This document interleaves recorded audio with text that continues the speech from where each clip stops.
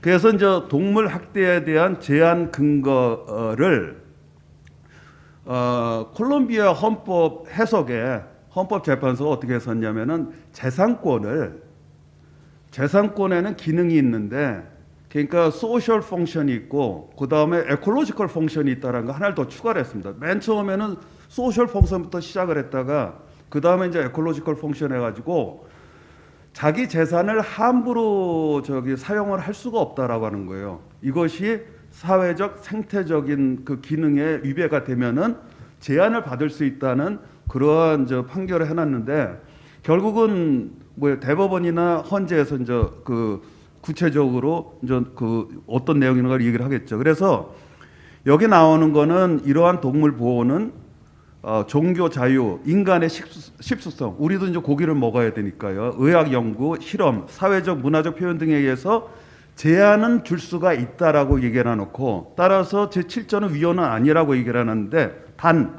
이러한 행동들은 문화적 표현으로서 환경 보호의 의무를 피할 수 있는 정당성은 있지만은 내용이나 지역 행사 수령 등 다양한 측면에서 구체적으로 적용을 해야 된다라는 여러 가지 약간 좀 친생태적으로 갔죠. 그래가지고 2017년 되니까 이제 한 7년 정도 되잖아요.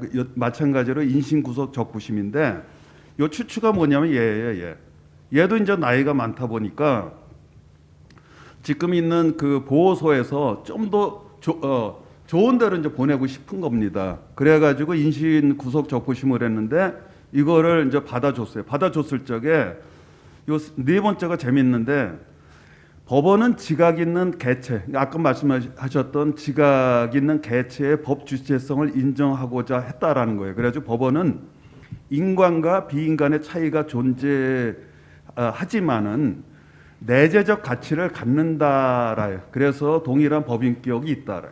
그래서 그런 얘기를 해놓고 그 약간 좀 생태주의적으로 좀 많이 갑니다. 요 곰이거든요. 구체적으로 추추. 그리고 나서 이제 이 2014년이가 아르헨티나 건데, 요거 산드라는 다음 발제자께서 하시니까 저는 이렇게 싹 넘어가겠습니다. 그다음에 이제 요번에는 사례 중에서 이제 자연의 권리에 가는 거예요. 자연의 권리. 그래서 이제 콜롬비아가 가장 혁신적이기 때문에 제가 콜롬비아 사례를 하나 좀 가져온 게 있어요. 그래가지고 여러 가지예요. 이제 1991년에 헌법을 이제 완전 제정을 했는데요. 그래가지고 이제 국민 투표로 해가지고 이제 제정을 한 건데, 이거를 이제 소위 얘기하는 콘스티튜션 에콜로기카, 그러니까 생태 헌법으로 규정을 하는 거를 일단은 헌법을 만들고 놓으면은 이거에 대한 해석은 이제 헌재의 책임이란 말이에요. 그래서 헌재가 가만히 있다가 98년에 와가지고 그 센텐스야 C-126 /98 하면은 슬래시 다음 것이 이제 연도가 되는데, 완전히 이제 자신감을 얻은 거예요. 이거는 이제 생태헌법으로 논리가 가능하겠다 해가지고, 그때 이제 트리플 디멘션 해가지고 생태헌법에 법적인 의미를 이제 내놔요. 그게 뭐냐면은 환경 보호는 국가의 의무다라는 거 기본적으로 해놓고, 그러기 위해서는 보호를 위한 가능한 집행 수단을 만들어야 된다. 이제 아까 토론하실 적에 그 얘기하는 이제 집단 소송 있잖아요. 그래가지고 콜롬비아 헌법의 그 집단 소송에 대해서 아주 명확하게 그 구절을 해놓고 있습니다. 그리고 그 다음에 인간은 그렇죠. 건강한 환경을 누릴 권리가 있다 그러는데, 여기다가 건강한 환경을 누릴 권리 앞에 인간뿐이 아니에요. 이제 계속 판례에 따라 가지고 건강한 환경 해가지고 이제 나옵니다. 그리고 환경 보호는 국가뿐만 아니라 개인 모두에게 부과된 의무이기 때문에 약간 대세적인 의무다라고 이제 얘기를 합니다. 그래가지고 이 판결문이 계속해서 나오다가 그죠? 쭉쭉 나옵니다. 그리고 그다음에 요거는 굉장히 재밌는 건데, 콜롬비아의 2009년 환경법이 있는데요. 그 보통 얘기를 하면은 환경 범죄는 그죠? 형법의 특별법이거든요. 이제 소위 얘기하는 형법인데, 보통은 이제 범죄는 무죄 추정의 원칙이거든요. 근데 여기서 환경 위헌 소송에서 뭐라 그랬냐면은 이 생태 헌법의 특성상 건강한 환경 보호를 위해서는 유죄 추정 원칙하고 사전 예방 원칙이 합헌이다라고 해놨어요. 그래가지고 이제 이 그 상당히 혁신적인 원리를 이제 도입을 해놨습니다.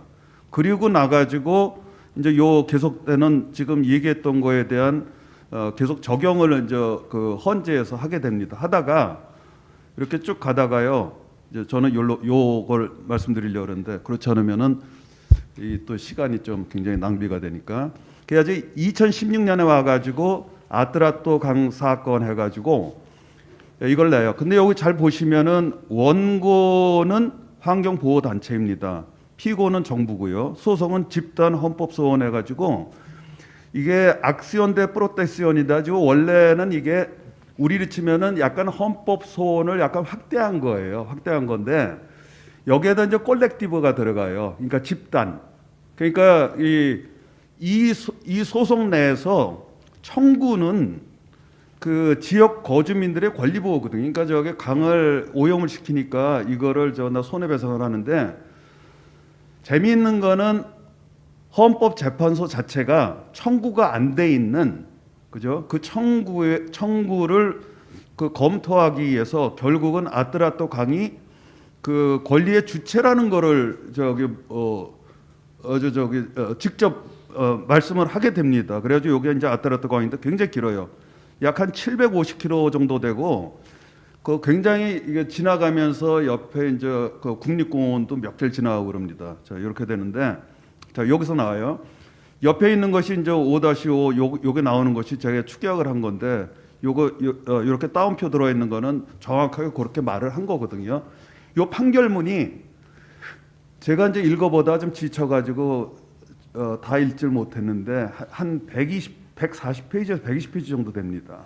그래가지고 근데 여기 보면은 아트라또 강은 권리의 주체이며 그 의미는 보호, 보존, 유지 및 구체적인 경우에 회복을 의미한다라고 해놓고 지금 얘기하는 이 내용은 에콰도르 헌법에 명시되어 있는 그런 내용입니다. 그리고 이제 또 하나가 아트라또 강 유역에서 특히 원주민의 경우에는 그 생태 문화적 권리가 있다 그래가지고 바이오 컬처럴 라이트 해가지고 이렇게 얘기를 할 적에는 이것이 그쪽에 있는 그 유역의 그 자연물하고 역사적으로 굉장히 긴밀한 관계가 있다는 걸 얘기를 해요. 그것까지는 좀 말씀드리기 좀 어렵고 그래서 여기 있는 판결문의 내용을 약간 말씀드리면은 요거는 제가 약간 축약을 했지만은 판결문의 내용이에요. 그대로 썼는데 생태헌법의 개념은 스톡홀름에서 인간환경회의가 개최된 이래 그 다음에 국제법이 환경 문제에 대해 헌법에 미친 영향 등등 해고서 최근 추정에 따르면 76개국이 건강한 환경에 대한 권리를 명시하고 규정하고 있고 등등등 해가지고 이제 생물 다양성을 쭉쭉쭉 얘기해놓고 그 다음에는 어머니 지구의 중요성을 인식하고 권리의 개념치나 등등 해가지고 엄청 여러 가지 얘기를 합니다. 근데 뭐 이런 얘기를 하고 난 다음에 굉장히 많죠. 이제 적어가는 것은 여기서 이제 넘어가면은 이제 넘어가니까 여기서 여기요. 여기서 중간에 보면은 자연은 인간의 환경과 환경으로만 생각되는 것이 아니라 자신의 권리를 가진 주체로서 보호되고 보장되어야 한다. 이런 의미에서 생태계 보상은 자연에만 적용되는 일종의 배상을 수반한다. 같은 의미에서 2015년의 판결은 자연은 인류의 환경과 환경으로만 간주되는 것이 아니라 자신의 권리가 있는 주체로서도 생각되고 있다라고 지적을 해가지고 무슨 얘기인가 하니 구체적인 이 환경 침해 사건이 있을 적에 자연이 그 소송의 주체도 될 수 있고 직접 안 되니까 이제 옆에서 이제 주로 이제 집단 소송이 들어가니까요. 구속이 들어갔을 적에 옆에 이제 예를 들어가지고 이 경우에 같은 경우에는 그 강 주변에 살고 있던 그 원주민들도 배상을 받아야 되잖아요. 그럼 원주민의 배상권이 하나 있고 그 다음에 그 강도 배상권을 받는 겁니다. 그러면 이 배상금을 받아서 뭐를 하느냐?